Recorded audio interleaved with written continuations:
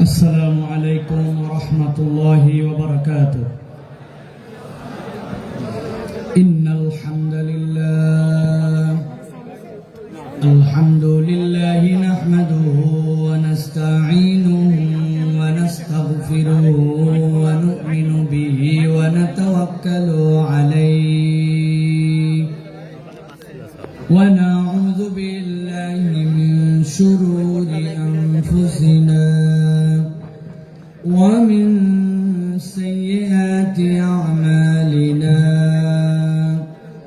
من يهد الله فلا مضل له ومن يضلل فلا هادي له وأشهد أن لا إله إلا الله وحده لا شريك له وأشهد أن سيدنا وحبيبنا وطبيب قلوبنا محمد الذي أرسله بالحق بشيرا ونذيرا وداعيا إلى الله بإذنه وسراجا منيرا.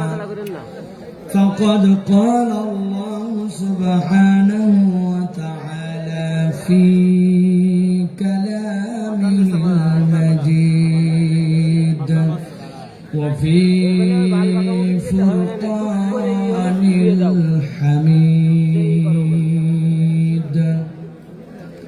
أعوذ بالله من الشيطان الرجيم. بسم الله الرحمن الرحيم.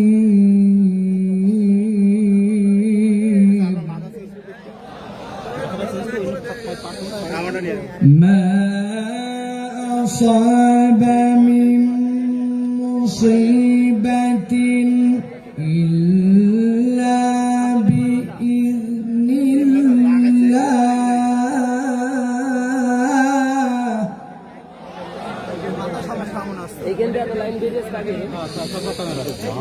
ومن يؤمن بالله يهدي قلبه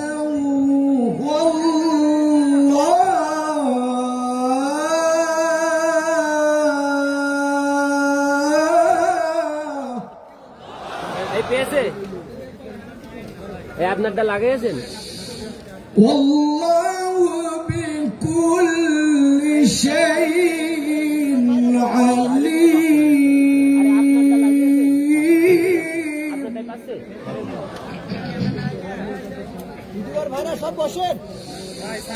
وأطيعوا الله وأطيعوا الرسول فإن توليتم فإنما على رسول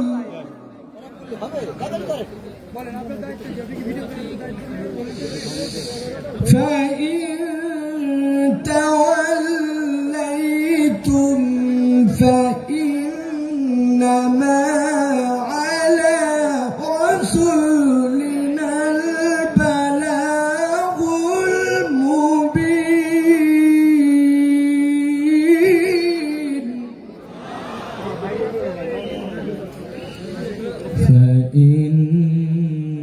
فإنما على رسولنا البلاغ المبين. قال الله سبحانه وتعالى آمرا ومخبرا إن الله وملائكته يصلون على النبي يا أيها الذين آمنوا صلوا عليه وسلموا تسليما. اللهم صل على محمد وعلى آل محمد كما صليت على إبراهيم وعلى آل إبراهيم إنك حميد مجيد আলহামদুলিল্লাহ আল্লাহ রাব্বুল আলামিনের কাছে শুকরগুজার হচ্ছি যে আল্লাহ রাব্বুল আলামিন আমাদেরকে আজকের এই আদ্দিন সকিনা মেডিকেল কলেজ প্রাঙ্গণ যশোরে ঐতিহাসিক 3 দিন ব্যাপী তাফসীরুল কোরআন মাহফিলে আমাদেরকে আল্লাহ রাব্বুল আলামিন আশার বসার তৌফিক, যোগ্যতা, সুস্থতা, মন মানসিকতা, পরিবেশ পরিস্থিতি দান করলেন। সে আল্লাহ রাব্বুল আলামিনের কাছে আমরা সর্বাগ্রে কৃতজ্ঞ হচ্ছি। সকলে পড়ছি আলহামদুলিল্লাহ। আপনাদের কাছে অত্যন্ত গুরুত্বপূর্ণ মানুষেরা কথা শোনাবেন। এখানে আপনাদের কাছে কথা শোনাবেন শাইখুল হাদিস আল্লামা শেখ আহমদুল্লাহ হাফিজাহুল্লাহ, মুফতি আমির হামজা, ডক্টর মিজানুর রহমান আজহারি, বিভিন্ন পর্যায়ের ব্যক্তিবর্গ আপনাদের কাছে কথা শোনাবেন। আমি আপনাদের কাছে আমার নির্ধারিত সময়ে কিছু কথা আল্লাহ রাব্বুল আলামিন যেন আমাদেরকে শুনে বলে আল্লাহ রাব্বুল আলামিনের প্রিয় পাত্র এবং আমল করার নিয়তে কিছু কথা যেন আল্লাহ রাব্বুল আলামিন রাখার তৌফিক দান করেন। এজন্য আল্লাহ রাব্বুল আলামিনের কাছে তৌফিক কামনা করছি। সাথে সাথে যারা এরকম মহৎ উদ্যোগ নিয়ে এই বিশাল এক মাহফিলের আয়োজন করেছেন, এটি আমরা বলতে পারি একটি চ্যালেঞ্জ। এটি কোনো স্বাভাবিক বিষয় নয় যে এইরকম ভাবে এত লক্ষ লক্ষ মানুষের যে আয়োজন করা। আল্লাহ রাব্বুল আলামিন যারা উদ্যোগ নিয়েছেন তাদেরকেও যেন বারাকা দান করেন, আর আমাদেরকে যেন আল্লাহ কবুল করেন, বলেন আল্লাহুম্মা আমিন। আপনারা এরকম আয়োজনে আসতে পেরে কি খুশি ভাই? এলাকায় তো আনন্দ, ঈদের মতো আনন্দ ছড়িয়ে পড়েছে। ঘরে ঘরে একটি ভিন্ন রকম মানুষের কাছে আবেগ কাজ করছে। কেননা কম বেশি মাহফিল অনেকে হয়, কিন্তু একসাথে 10-15 লক্ষ লোকের অ্যারেঞ্জমেন্ট এরকম চমৎকার পরিবেশে যেন একটি অনিন্দ সুন্দর বাগানে আমরা এসে গিয়েছি, এটা কিন্তু করা সকলের দ্বারা সম্ভব নয়, ঠিক কি না? এই জন্য আমি আপনাদের কিছু সহযোগিতা চাইব। আপনারা কোনো যদি মনে করেন যে এই জিনিসটি হওয়া দরকার, এই জিনিসটির ঘাটতি আছে, কর্তৃপক্ষকে বললে কর্তৃপক্ষ সেটার যথাযোগ্য ব্যবস্থা গ্রহণ করবেন ইনশাআল্লাহ। তবে আমরা কিছু কথা কোরআনুল কারীম থেকে শুনতে চাই। বিগত সময়গুলো আমাদের সামনে পেরিয়ে গেছে, যেই সময়গুলোতে এরকম আয়োজন করার ব্যক্তিরা ছিলেন, কিন্তু এরকম আয়োজন আমাদেরকে করতে দেওয়া হয় নাই, ঠিক কিনা? আল্লাহ রাব্বুল আমিন আমাদের জন্য যে সুন্দর সুভাষিত সময়কে দান করেছেন, আমরা আল্লাহর কাছে কামনা করব আল্লাহ রাব্বুল আমিন এই সময়টুকুকে যেন আমাদের অব্যাহত রাখেন এবং এটাকে যেন ইসলামের পক্ষে কাজে লাগানোর মতো তৌফিক দান করেন, ঠিক কিনা? প্রিয় ভাইরা, আল্লাহ রাব্বুল আমিন ইমানদারদেরকে পছন্দ করেন। ইমানদারদেরকে পছন্দ করেন বলে আল্লাহ রাব্বুল আলামিন তার পক্ষ থেকে ঘোষণা দিয়ে রেখেছেন, বিপদ আপদ বালা মুসিবত তোমার জীবনে যাই আসুক না কেন, তুমি যদি একটা দিক তোমার জীবনে ঠিক করে নিতে পারো, আল্লাহ রাব্বুল আলামিন বলছেন বাকি দিক ঠিক করে দেওয়ার দায়িত্ব তোমার রব্বুল আলামিন আল্লাহ। সুবহানাল্লাহ বলেন। আল্লাহ রাব্বুল আলামিন বলছেন কুরআনুল কারীমের মধ্যে, তাবৎ পৃথিবীর মানুষ কিয়ামত পর্যন্ত যারা আসবে তাদেরকে আল্লাহ রাব্বুল আলামিন জানায় দিচ্ছেন, দুনিয়ার মানুষ, মা আসাবা মিন মুসিবাতিন ইল্লা বিইذনিল্লাহ। দুনিয়াতে তোমাদের যতবার যত পরীক্ষা, যত মুসিবত, যত ধরনের দুনিয়াতে তোমাদের সামনে বিপদ আপদ আসুক না কেন, আল্লাহ বলছেন কখনো বান্দা এইটা যেন ভাবে না যে এইটা আল্লাহ রাব্বুল আলামিনের জ্ঞানে বোধহয় নাই, আল্লাহ বোধহয় এই বিষয়ে বেখবর। আল্লাহ বলছেন তোমার জীবনে যত মুসিবত যাই আসুক না কেন, ইল্লা বিইذনিল্লাহ, আল্লাহর হুকুমের বাহিরে, আল্লাহর জ্ঞানের বাহিরে কোনটি নয়। তাহলে আমাদের জিজ্ঞাসা, বিপদ আমাদের আসলো, মুসিবত আমাদের আসলো, নানান ধরনের কঠিন পরিবেশ পরিস্থিতি আমাদের উপর দিয়ে যায়, আল্লাহকে আমাদেরকে এইগুলা দিয়া পরীক্ষা করে করে মজা পান নাকি রাব্বুল আলামিন না না না, ঈমান এইটা নয়। আল্লাহ বলছেন মুসিবত তোমাদের যেরকমই হোক না কেন, আমি আল্লাহ তোমাদের জন্য জানাচ্ছি, ওয়া মান ইউমিন বিল্লাহ ইয়াহদি কলবাহু, কেউ যদি একবার তার রব হিসাবে আল্লাহ রাব্বুল আলামিনের প্রতি ঈমান আনতে পারে, আল্লাহর প্রতি বিশ্বাস করতে পারে, আল্লাহকে রব হিসাবে মেনে নিতে পারে, আর অন্তর থেকে এইটার রিফ্লেকশন যদি তার চলে আসে, আল্লাহ বলছেন ইয়াহদি কলবাহু, আল্লাহ ওই বান্দার জন্য হেদায়েতের ব্যবস্থা করে দেন। কোরআনুল কারীম যে বলল আপনাকে ইয়াহদি কলবাহু, তাফসীরের ভিতরে এসেছে, তাফসীরে কবীরের ভিতরে, তাফসীর ইবনে আশুরের ভিতরে মুফাসসিরে কেরাম ব্যাখ্যা করছেন, একজন ইমানদার ব্যক্তিকে আল্লাহ যে বলেছেন ইয়াহদি কলবা, এইটা বলার উদ্দেশ্য ওই বান্দার যত বড় বিপদ হোক আর যত বড় মুসিবত হোক না কেন, সে যদি রব হিসাবে আল্লাহকে চিনে ফেলতে পারে, আল্লাহ তার অন্তরের ভিতরে এমন একটা প্রশান্তি ঢুকায় দিবেন, ওই হেদায়েতের প্রশান্তি তাকে কখনো আল্লাহর রাস্তা থেকে বিচ্যুত করবে না। পরীক্ষা যতই আসুক, ওই বান্দার অন্তরটা আল্লাহর উপরে স্টেবল থাকবে। সুবহানাল্লাহ। আল্লাহ রাব্বুল আলামিনের এই কথাটা বোঝার জন্য আমি একটা উদাহরণ দিব, ভালো করে সারা জীবন মনে রাখতে হবে। যে কয়টা উদাহরণ দিব নাম্বার দিয়ে গুনে গুনে মনে রাখতে হবে। এইটা হচ্ছে উদাহরণ নম্বর 1। কয় নম্বর? কথা বলেন, ভালো করে খেয়াল করেন। সুন্দরবনের পাশে এক লোকের বাড়ি, একটা মহল্লা আছে সুন্দরবনের পাশে। ওই মহল্লায় সুন্দরবনের পাশে কিছু মানুষ বসবাস করে। এক ব্যক্তির একটা পুকুর আছে, পুকুরটা ধরেন 2 বিঘার। এই বছর বন্যা উঠেছে, বন্যার কারণে পুকুরের ভিতরে পানি ঢুকছিল। সাধারণত পুকুরের মধ্যে যখন পানি ঢুকে বন্যায় কিছু মাছ ঢোকে, ঠিক কিনা? বেরো হয়, কিন্তু কিছু মাছও আছে। ওই লোক চিন্তা করছে, এই বছর আমি পুকুরটাকে একবারে ছেঁচে পরিষ্কার করে সব মাছ ধরে ফেলবো। পুকুরটা ছেঁচবে, কিন্তু পুকুরের মধ্যে কচুরি পানা, দল পানা, যশোরের লোক কি বলেন ভাই? পানা বলেন, পানা, কচুরি পানা অনেক। ওই কচুরি পানার কারণে স্বাভাবিক মাছ ধরা যায় না। সরায় সরায় মাছগুলা ধরছে, ধরার পরে পুকুরের কোনো পানি নাই, কিন্তু ওই যে পলি পড়েছে পুকুরের মধ্যে, আর পুকুরের কাদা, ওইগুলা যে পুকুরে 1-2 হাত পর্যন্ত কাদায় ক্যাতকেতা, আর পুকুরের মধ্যে কচুরি পানা। ওই এলাকার একটা লোকের একটা গরু আছে, গরুটা ছেড়ে দেওয়া, সারাদিন খায় দায়, সন্ধ্যাবেলা বাড়িতে ফেরত আছে। ওই গরু কচুরি পানা কিন্তু গরুর পছন্দ। গরু চিন্তা করছে, এত সুন্দর কচুরি পানা এখন যেরকম মাটির সাথে লেগে গেছে, এখন তো খাওয়া যায়। পুকুরের পাড়ে যে কচুরি পানা খেতে শুরু করেছে, 1-2টা করে খায়, আর কচুরি পানা খায়, মজা পায়। মজা পেতে পেতে গরুটা আস্তে করে পুকুরের মাছ বরাবর চলে গেছে। যাওয়ার পরে কাদার খেয়াল করে নাই, সামনের 2 পা ভস করে ঢুকে গেছে ভিতরে। যেই না পা ঢুকছে, এখন পিছনের পা উঠানোর জন্য তুলতে যায়। পিছনের পা উঠানোর জন্য যত তুলতে চায়, সামনের পা তত বসে যায়। আবার সামনেরটা তুলতে যায়, পিছনেরটা বসে যায়। ওই গরু গেছে ফান্দে পড়ে, গরু আটকায় গেছে, আর উঠতে পারে না। অনেকক্ষণ হামলা হামলি, চিল্লা চিল্লি করছে, কিন্তু বুঝছে চিল্লা চিল্লি করে কোনো কাম নাই। যত নড়ে তত ভিতরে ঢুকে যায়। খানিকক্ষণ পরে গরু চিন্তা করছে, এত টেনশন করার কোনো কারণ নাই। আমার একটা মালিক আছে, সন্ধ্যাবেলা যদি তার বাড়িতে যেয়ে দেখে আমাকে খুঁজে না পায়, নিশ্চয় আমাকে খোঁজার জন্য আসবে। কথা ঠিক। যেই না সন্ধ্যা হয়েছে, মালিক দেখে আমার গরু ফেরত আসে নাই।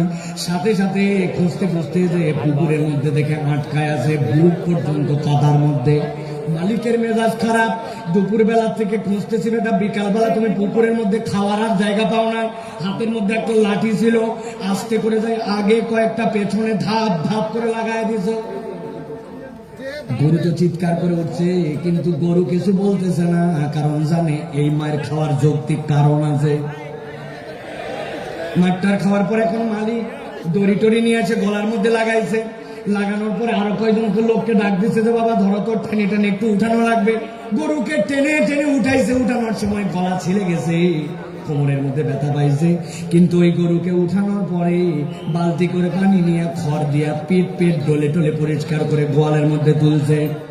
ঠিক ওই রাত্রে ধরেন একটা ঘটনা ঘটে গেছে। একটা বাঘ সুন্দরবন ছেড়ে মহল্লার মধ্যে আসছে, একটা হরিণ তারা করে ধরবে।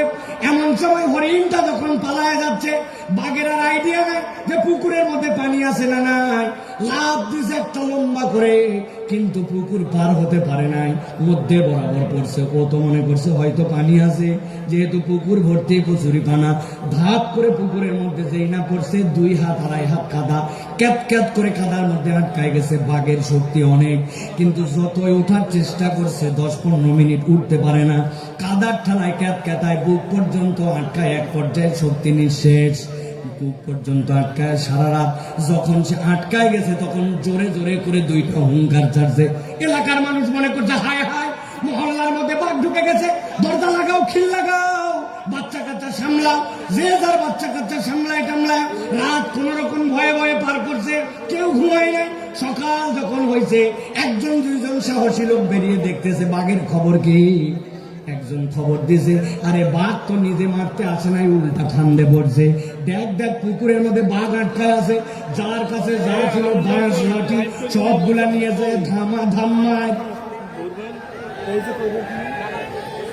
একজন ইয়াং ছেলে বলছে, চাচা একটু সাইড দেন। বলে তুই কই যাবি?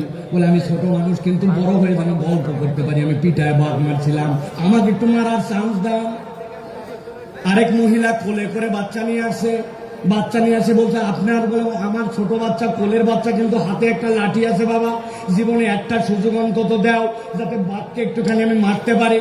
বাঘ মারে অন্তত বড় হয়ে বলতে পারবে মায়ের কোলে থেকে বাঘ মারছে। কথা ঠিক না? ভালো করে বোঝেন, জিজ্ঞাসা করব, মুসলমান সারা দেশ থেকে এখানে আসছেন আপনারা, শুধু যশোরের না।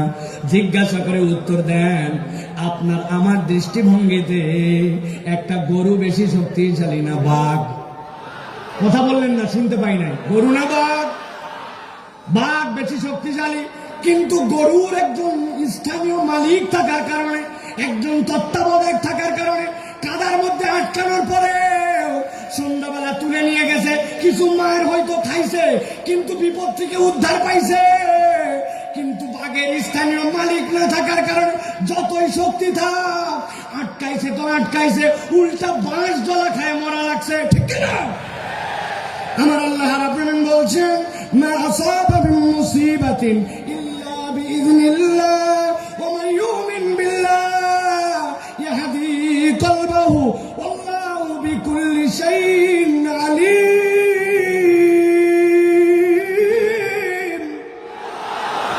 এই দুনিয়ার মানুষ, তুমি ভালো করে জেনে রাখো, বিপদ তোমার যত, মুসিবত তোমার যত, তুমি আল্লাহর প্রতি যদি ঈমান আনার মতো আনতে পারো, তোমার একজন তত্ত্বাবধায়ক আছে, যার মালিক, যার তত্ত্বাবধায়ক আল্লাহ। দুনিয়ার কেউ তাকে দাম না দিলে ওই লোকের কোনো ভয় পাওয়ার কারণ নাই। আর যদি মনে করেন আমেরিকা আমার তত্ত্বাবধায়ক, কানাডা আমার তত্ত্বাবধায়ক, পাশের দেশ আমার তত্ত্বাবধায়ক, তাহলে আমি আপনার কাছে একটা কথা পরিষ্কার করে জানতে চাই এবং বুঝাতে চাই। বুঝে থাকলে বলবেন তো ভাই, আমেরিকা কি আল্লাহর দুনিয়ার ভেতরে না বাইরে? কানাডা কি আল্লাহর দুনিয়ার বাইরে না ভেতরে? পাশের দেশটা কি আল্লাহর দুনিয়ার ভেতরে না বাইরে? তাহলে আপনি বাংলাদেশ থেকে টপকায়া দেশের বাইরে যায় কেমনে ভাবতেছেন আল্লাহর দুনিয়ার বাইরে? ধরে না, ধরে না, ধরে না, ধরলে আল্লাহ ছাড়ে না।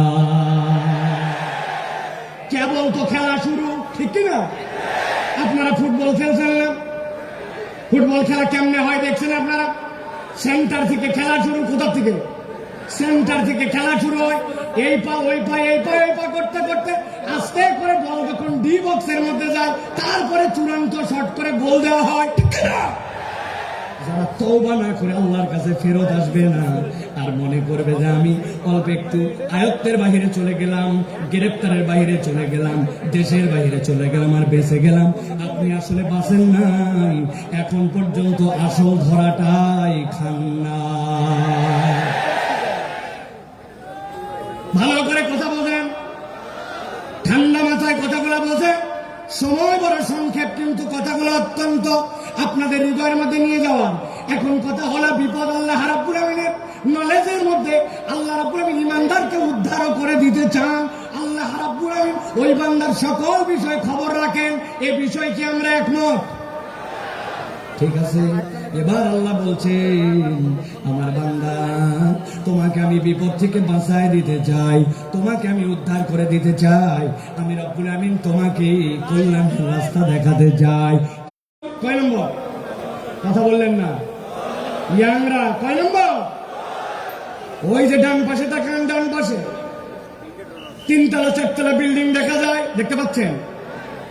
ওই দেখেন 4 তলার মধ্যে আলো জ্বলে, 4 তলার মধ্যে জানলা খোলা, ফ্যানটা ঘুরতেছে। এখন আপনাকে আমি বিপদ দিয়েছি শেষ করে দেওয়ার জন্য নয়, ধ্বংস করে দেওয়ার জন্য নয়, দুনিয়ার কোন মানুষকে আমি জাহান্নামে দেওয়ার জন্য সৃষ্টি করি নাই। আমি আল্লাহ তোমাকে সিঁড়িটা বলে দিতে চাই। আল্লাহ বলছেন 1 নম্বর সিঁড়ি, ও আতিউল্লাহ। অত জোরে না বললেও সমস্যা নাই, কিন্তু বুঝে সুঝে বলবেন। আল্লাহ রাব্বুল আলামিনের যে ইতাআত করা লাগবে, এ বিষয়ে কি আমাদের কোনো সন্দেহ আছে? কিন্তু আমরা কি আল্লাহ রাব্বুল আলামিনের পূর্ণ ইতাআত করি? আমরা পূর্ণ ইতাআত করি না। এই মাহফিল এরকম নয় আমি খালি একচেটিয়া বলে যাবো আর আপনি খালি শুনে যাবেন আর হো হো করে যাবেন। আমি আপনার চিন্তার খোরাক দিতে চাই। একটুখানি ঠান্ডা মাথায় এবার চিন্তা ভাবনা করেন তো। আমি 5-7 সেকেন্ড আপনাকে সময় দিব। আমি আল্লাহর ইতাআত করতে হবে জানি, কিন্তু পূর্ণ ইতাআত করি না। বলেন তো আমাদের পূর্ণ ইতাআত না করার পেছনের কারণ কি হতে পারে? চিন্তা করেন আপনি একটু 5-7 সেকেন্ড মনে মনে একটা কিছু চিন্তা করেন।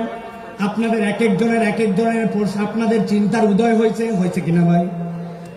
আমি আপনার কাছে একটা সামারি করি যে রাজ্জাকের, আল্লাহর এই রাজ্জাকের বোধ আমার মধ্যে আসলে আমি কিভাবে আল্লাহকে মেনে নিতাম। একটু ঠান্ডা মাথায় আপনাদের কাছে জিজ্ঞাসা করব, আপনারা বুঝে সুঝে উত্তর দিবেন। আপনাদের বাড়িতে বাথরুমে আপনারা স্যান্ডেল ব্যবহার করেন? কথা বলেন। বাথরুমের টয়লেটে স্যান্ডেল ব্যবহার করেন? আমরা তো অন্তত বাঙালিরা আলহামদুলিল্লাহ দিকে আগায়া, পার্শ্ববর্তী দেশের কথা বাদ দিলাম, ওরা এখন পর্যন্ত তো খালি টয়লেটে বাথরুম করুন এই বিজ্ঞাপনই শেষ করতে পারে নাই। ওরা এখনো তো সভ্যই হতে পারে।